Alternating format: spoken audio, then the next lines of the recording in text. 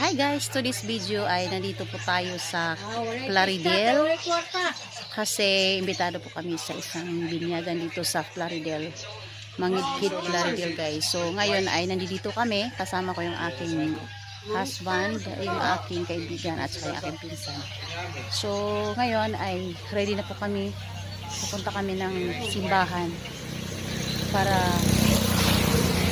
attend po ng binyag ng isang anak ng aming kasama dito. So, ayan, abang-abangan natin guys, mamaya-maya. Ayan. So, nasasakyan na kami guys. Papuntang simbahan. So, mamaya-maya ay nakarating na kami ng simbahan ng Mangidkid.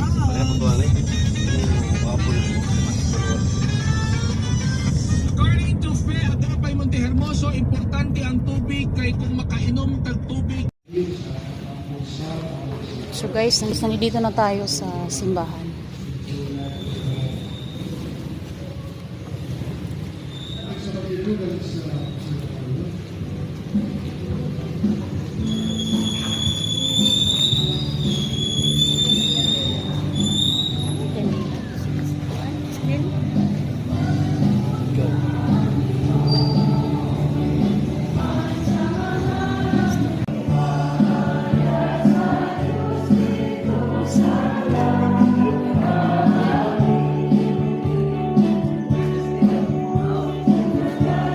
Sayang mga tao, hindi sayuta.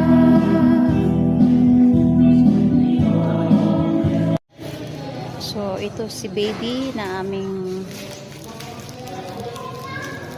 paglinangan. Ito yung si baby na bibinyagan ngayon. So, yan, inaantok.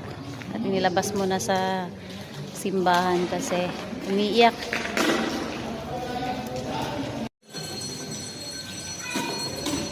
Hi guys, itong simbahan nila ay kakaiba po. Yung simbahan nila dito ay kakaiba po.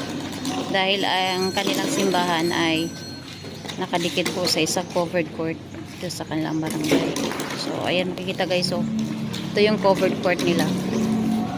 So, ito yun. So, ayan din po yung kanilang simbahan. Nakadikit lang siya sa covered court ng barangay.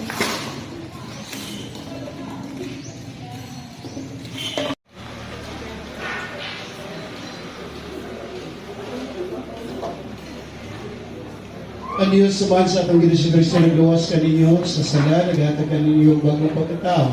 Tinagin sa tubig, o sa Espiritu Santo, nagdawat kaninyo, ipon sa balad nga katawan, siya karon magalihog kaninyo sa Christmas sa kaluwasan, may Ginoong Kristo, gilihogan nga pari, propita, hari, mausap gilihogan kamo, ng Kristyano sa pag-alaga ng pagsaksi sa kamatuwiran.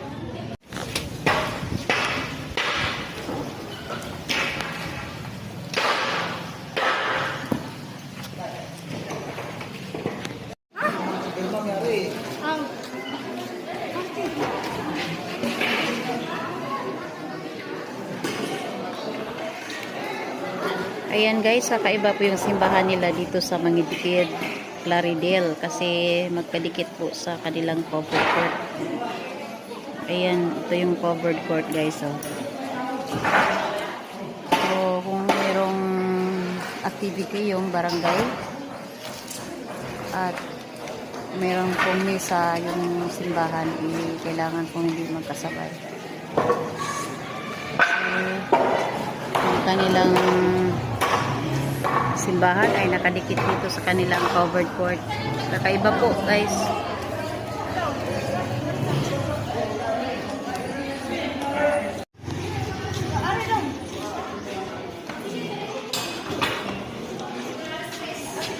Ato, nauna na.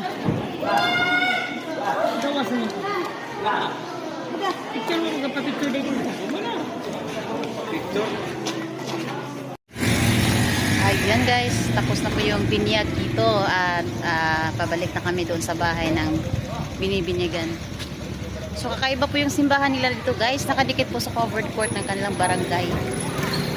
Ayan o.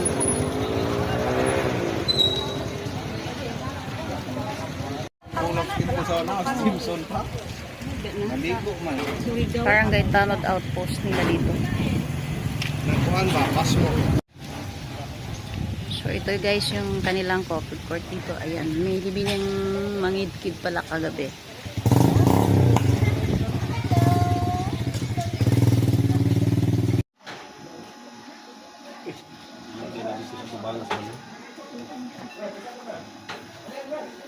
Na may baligyan ni sa Dipolo kanang sa kanang bitong nag kuan jud og nag mga bulak.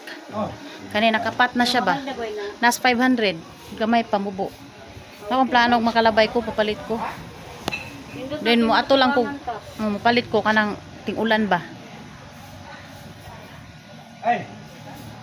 Lumigin din siya sa tubangan sa balay. Sige paabot ninyo dong. Abot mo sa rural. Uli na mistinglan. Paniod to pod ma'am. Ah. Na, matay na. Guys, dito kami sa Mangidkid, Plaridel. Nindot kay sila view diri guys. Ang ganda ng kanilang mga pananim dito. Ang kanilang mga bulaklak. Ayan.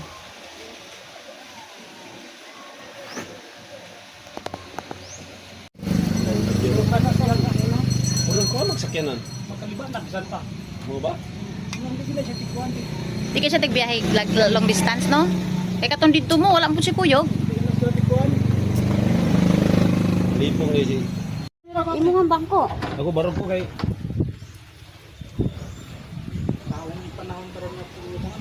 At least yan na lagi hangin dito. Gwapo mag-training kag motor ani. Tumba ba? Dan naman katong mga motor Sama ni. katong Kimba man. Ay, guys, uwi na kami.